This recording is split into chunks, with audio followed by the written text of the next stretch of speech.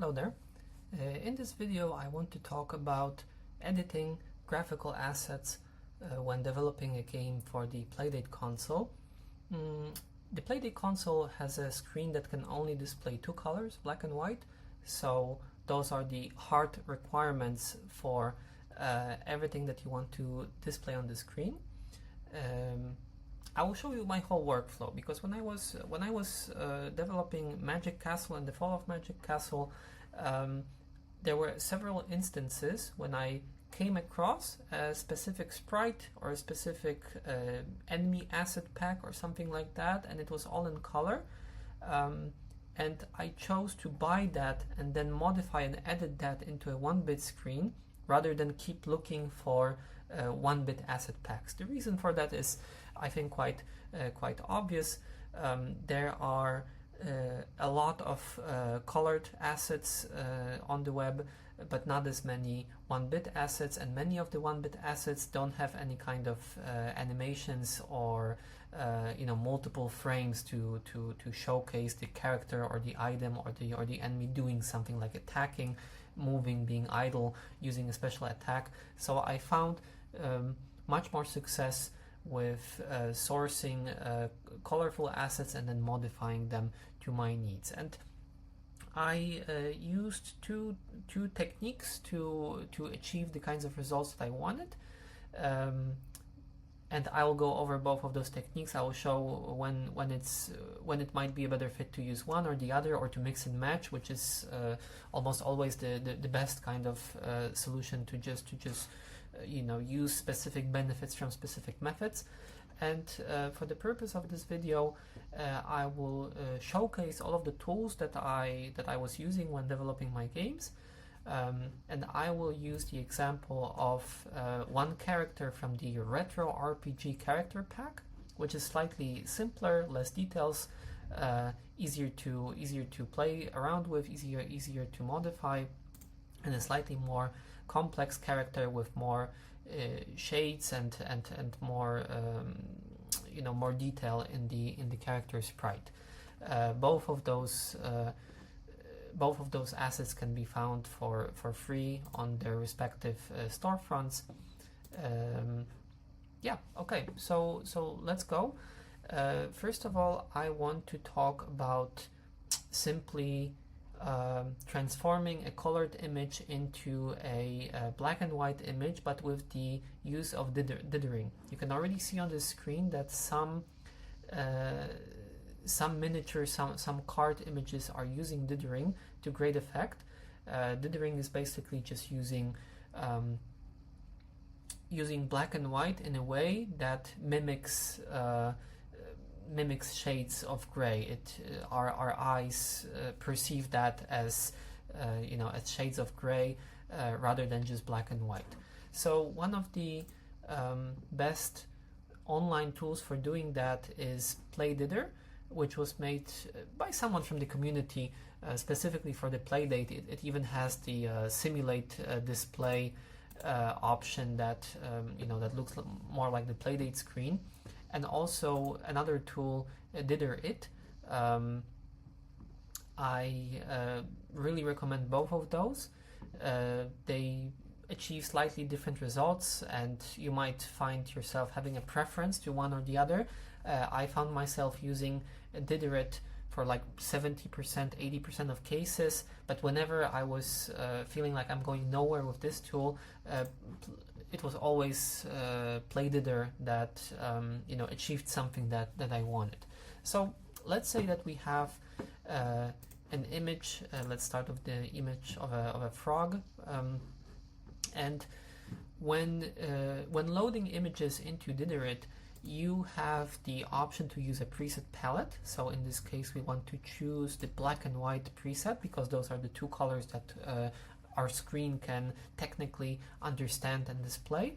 And we can start by just using the main Dithering button, and immediately we see the result. We see how this image is going to be displayed on the Playdate screen. Of course, we need to remember the size of the image is actually bigger than it's both wider and higher than the Playdate screen. The Playdate screen is 400 pixels by 240, so this would not display correctly.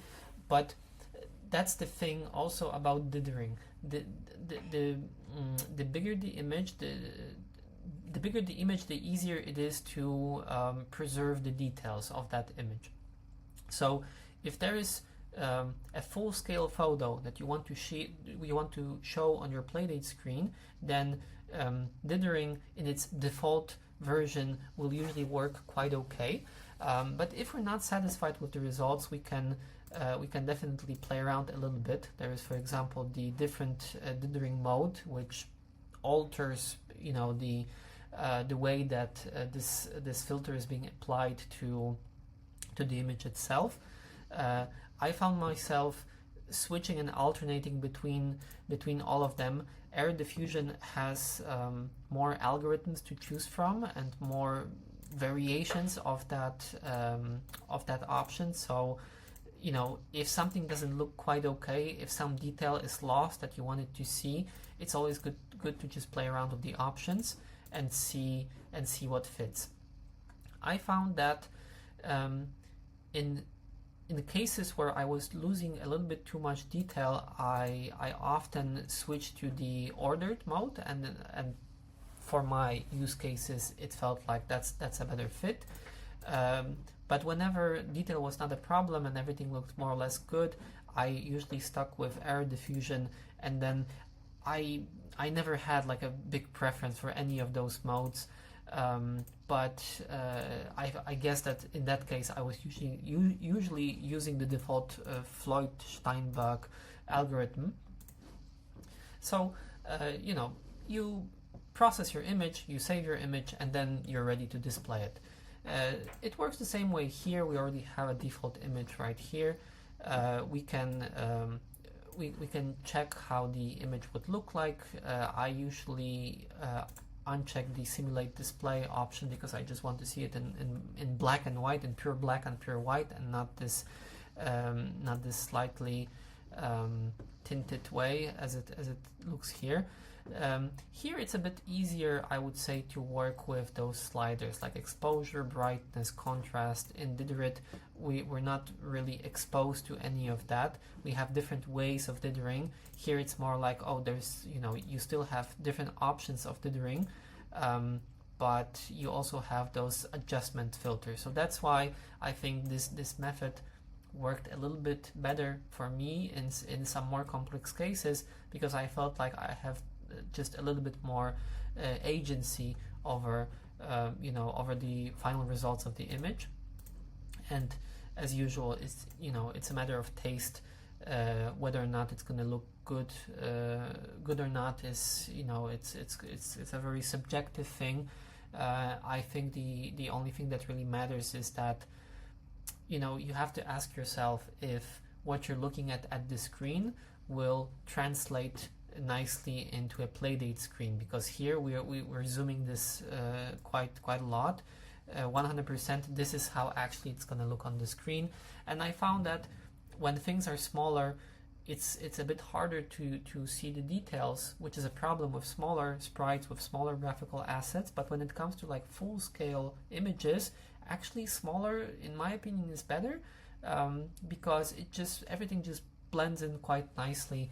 And I feel like it's a bit easier for your imagination to fill in the gaps in the image, and when it's all stretched out and big like that, then suddenly you see the seams much clearer than when it's on the Playdate screen.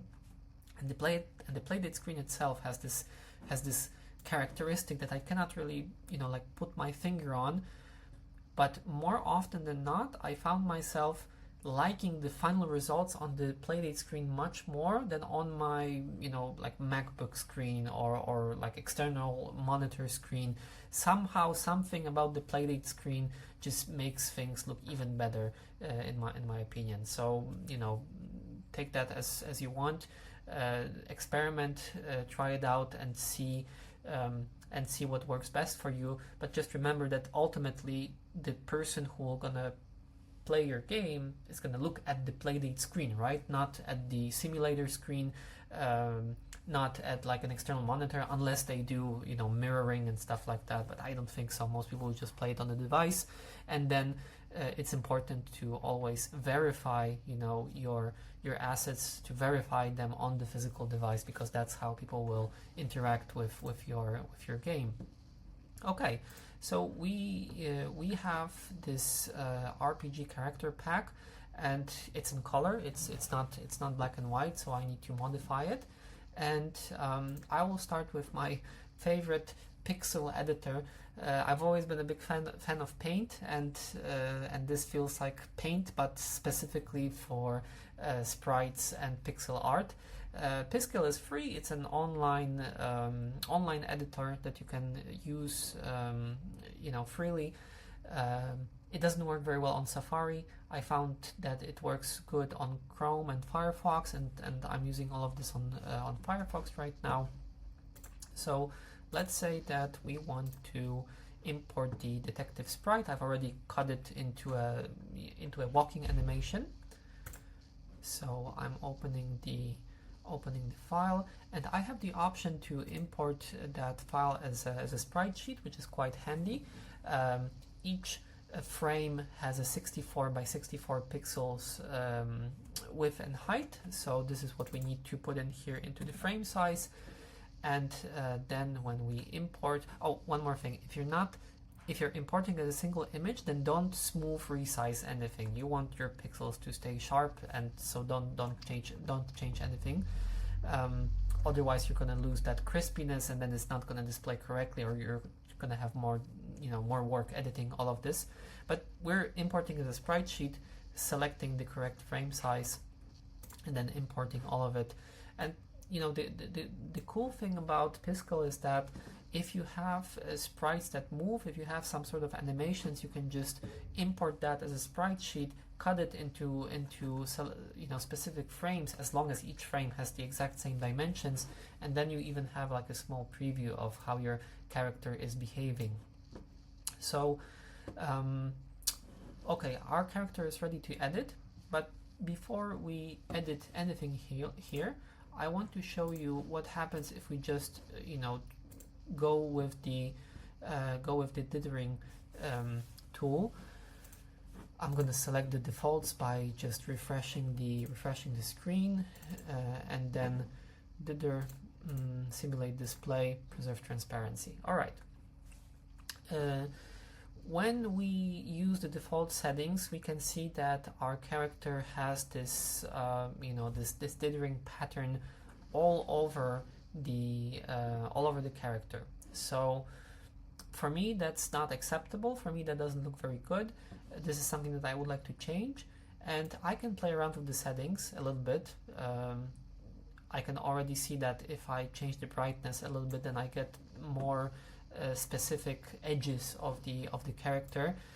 Playing around with exposure can put that even a bit further, but still I'm not satisfied with this result, because I don't want my character to have this rash on his face and on his hands. So if you find yourself in a situation where just transforming the character through this tool or through this tool doesn't do what you want, let me choose the palette, black and white. This looks slightly better in my opinion. This tool has a problem with zooming, like you cannot simply just zoom in, so I'm using the browser zoom. So this to me looks a little bit better in some ways, but in other ways the character still has this pattern on his face, and I would just like this to be completely clear, without any small pixels of black on the face. And the face also looks like there are two tiny swords going right into your nostrils, so that's not something I want. Even if it's hard to see on the Playdate screen, then it's still a little bit further away from what I want to achieve. So if you're not satisfied with the results of dithering, then I would say that you can simply go to Piskel, and by using the editor, you can replace the colors. So if I choose the bucket, which is paint all pixels of the same color, and then hold the shift key, which will apply the color swap to all frames, and then choose white. I used caps lock instead of shift. Let me do it again. All right. You can see that the color was swapped in both frames, and you know, the preview also tells us that everything works as intended. So I would say that, well, you have only two colors to work with, so you always have to make an artistic decision on how you want to edit those colors. One thing of note, this looks black, but this might not be pure black. Let's check. Here in the palette, we've got pure black, all zeros. And now if I hold shift and click, yes, I don't know if you saw that. I'm gonna undo and then do it again. The black color became a little bit more black, so it was probably not as black as it could have been. It was not pure black, it was slightly lighter than pure black. And that's also a problem, because that will not translate very well onto the Playdate screen. You should be working with pure whites and pure blacks when displaying color on your screen. Something in between, I don't know what happens when, I don't remember what happens when you have something in between. Either it's not displayed correctly or not at all. But okay, we've got this character. If I continue editing, I could do it like this, and then since we can only deal with black and white, I would replace the brown with this, and then like this.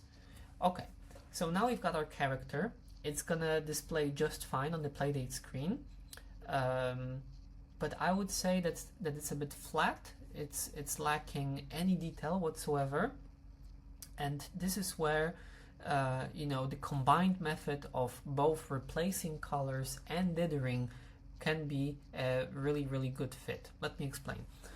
Here we just replace the colors, and the character is just a simple black and white sprite.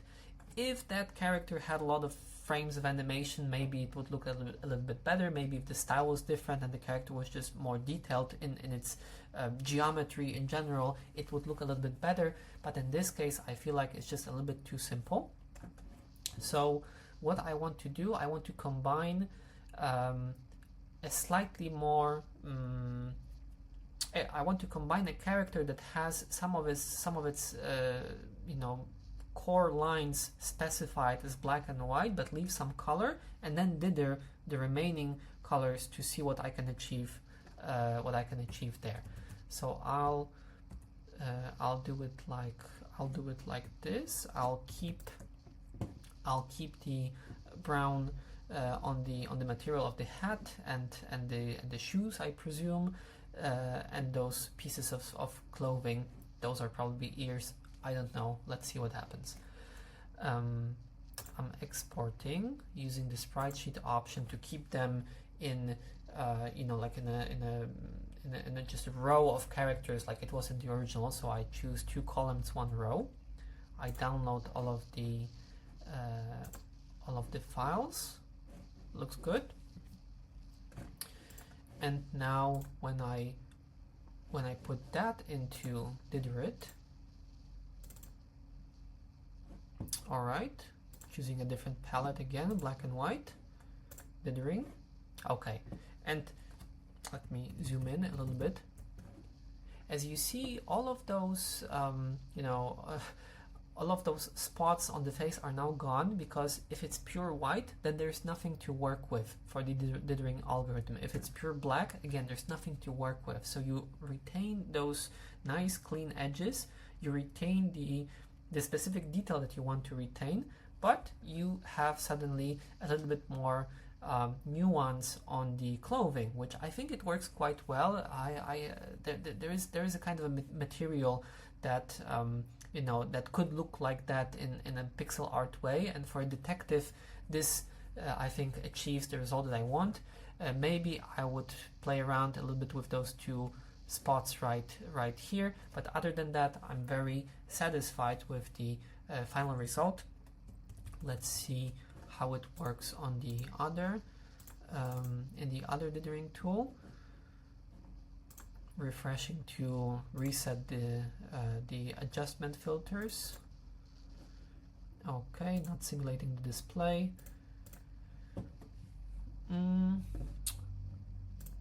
Yeah, no, I think that I like the result of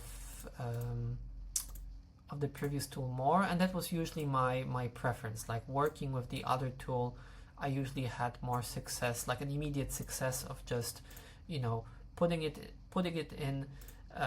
Sometimes if it wasn't immediately good and I felt like, oh, I need to clean it up a little bit, then Piskel to the rescue. I used some of the buckets. Sometimes I even had to use the pen tool just to accent specific places, make some places a bit more clear. Sometimes even removing detail to have a bit more clarity in the image, so that it's clear what the character is doing, or which way is he or she facing, and stuff like that. So I think when I was editing my assets, especially for the characters and for the enemies, this was the default workflow for me. In the first pass, I just quickly, put the whole sprite sheet of that specific character into this tool. I quickly check the results, play around with the options a little bit if I felt like I'm close to achieving what I want. If I was still unsatisfied, then usually it meant then that I'm gonna go with the combined effort of first cleaning up the image in Piskel a little bit, exporting the cleaned up image, and then dithering that result. And that usually, I think in like most cases, in 90% of the cases, that achieved exactly what I wanted. There is one more thing I want to briefly discuss, but first let's put the other character into the same workflow. We've got the warrior, all right, and then we've got the palette, black and white. Okay, let's see how it looks. It's not bad. It's really not bad. I would say that the only problem is with one frame of animation where the eyes, we lose the eyes for a second, maybe he's blinking. The biggest problem with more nuanced characters that have more colors and are not as simple and use some shading, some more colors, is that suddenly it might be difficult in some instances to say what we're looking at, or the details. What is he holding? Is that a sword? Is that a pole? Is that something different? So here I'm pretty okay with the final result, but let's see what happens if I put this through Piskel first. Importing browse images, warrior. Okay, probably it's 64. Yes, okay, 64, replace. Oh no, it's actually not 64. I chose the wrong width. Let's check 128. Yes, that's the one. Okay, yeah, so we here see a warrior in his idle animation. And I would immediately say that I need to make his hair and all of the blacks a little bit more black. I would also like to do the same thing with the sword and make it a bit more simple. The hilt could probably also be black. This part also became black. In this case, I'm fine with that.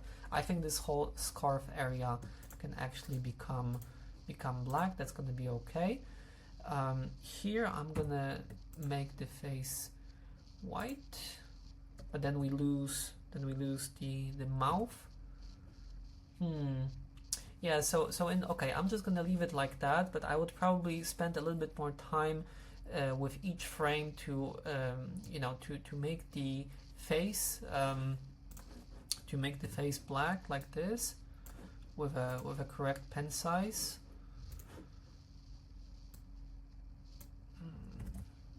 Like this.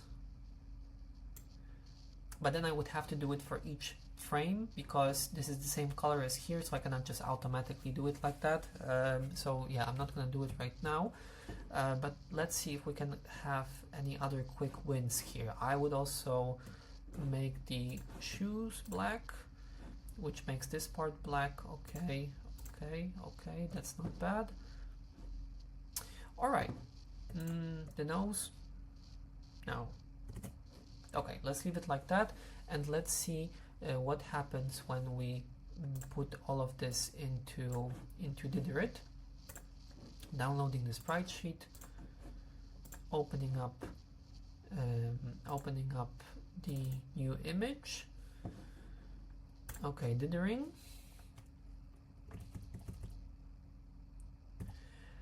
Well, all right. I would say that the character looks a bit goofy. And there's still this part where he looks like his eyes are just not there anymore.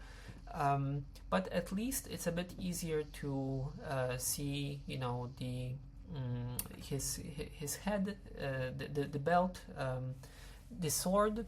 Not really. The sword bleeds into the surroundings.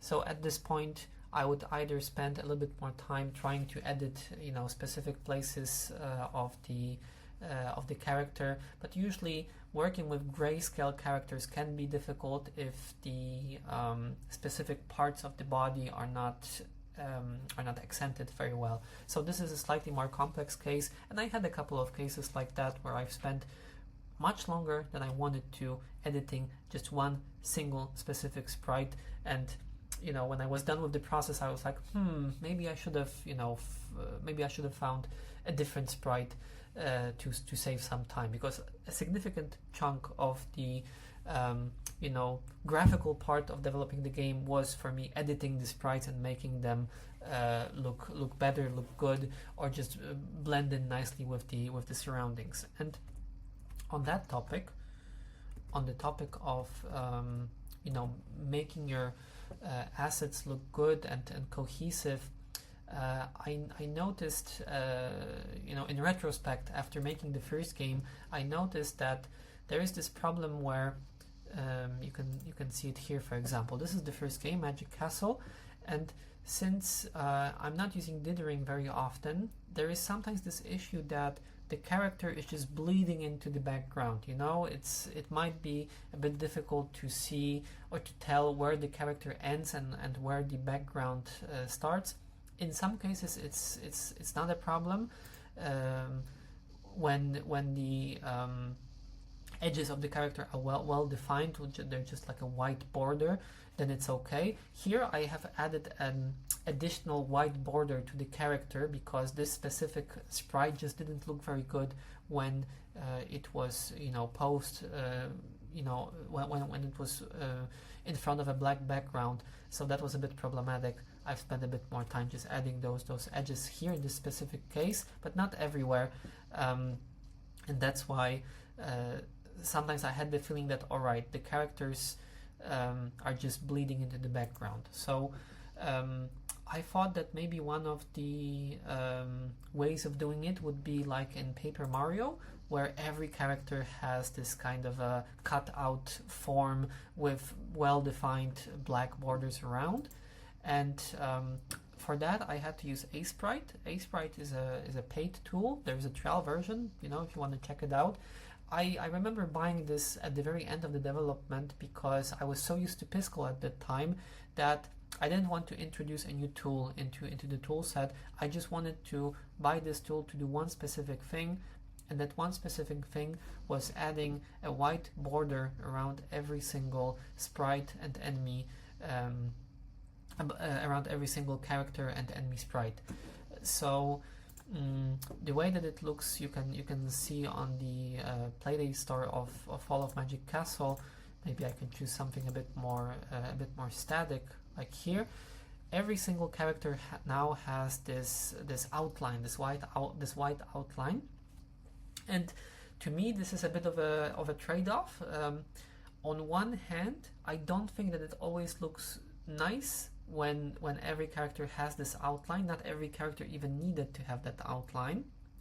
But on the other hand, it was much easier to distinguish the movement and the placement of certain characters on the screen, especially when they were moving on a surface that was moving as well. There's one section in the game where the character is moving through a bridge, and without that outline it just looked pretty bad, I think, even a bit confusing.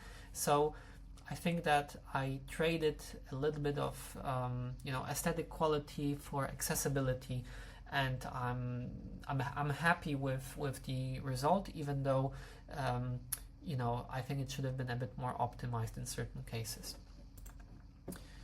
Okay, this is everything that I wanted to share about editing assets, using assets so that they fit into the 1-bit small Playdate screen. I'm going to share all of those tools and